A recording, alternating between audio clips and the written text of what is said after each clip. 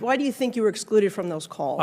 Because it was told to me that they wanted a single narrative and that I obviously had a different point of view. Okay. In emails following the conference call, 4 of the 11 scientists told Fauci that they all found the genetic sequence inconsistent with expectations from evolutionary theory, basically what you're saying. However, just 3 days later, these 4 scientists had drafted a paper arguing the exact opposite, and that's now the infamous proximal origin of SARS-CoV-2.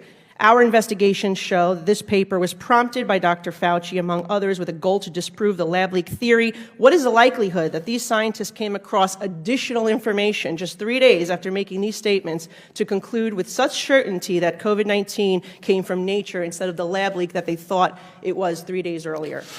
Yeah, I think it's unfortunate. Again, I've said this before, that this whole approach that was taken on February 1st, and subsequently in the month of February, if you really want to be truthful, it's antithetical to science. Thank you. Science has debate, and they squashed any debate.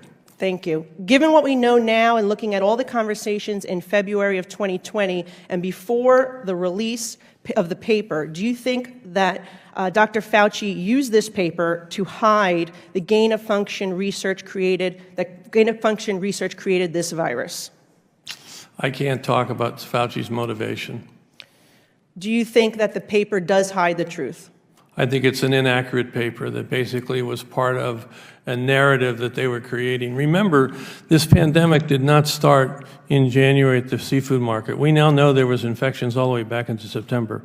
This was a narrative that was decided that they were going to say this came from the wet market, and they were going to do everything they could to support it, to negate any discussion about the possibility that this came from a laboratory. I got 20 seconds left. Dr. Fauci was affirmatively told in an email that NIH had a monetary relationship with the Wuhan Institute through EcoHealth Alliance. He was told this in January 27th of 2020. Do you think that Dr. Fauci intentionally lied under oath to Senator Paul when he vehemently denied NIH's funding of gain-of-function research? I think there's no doubt that NIH was funding gain-of-function research. Is it likely that American tax dollars funded the gain-of-function research that created this virus? I think it did, not only from NIH, but from the State Department, USAID, and from DOD.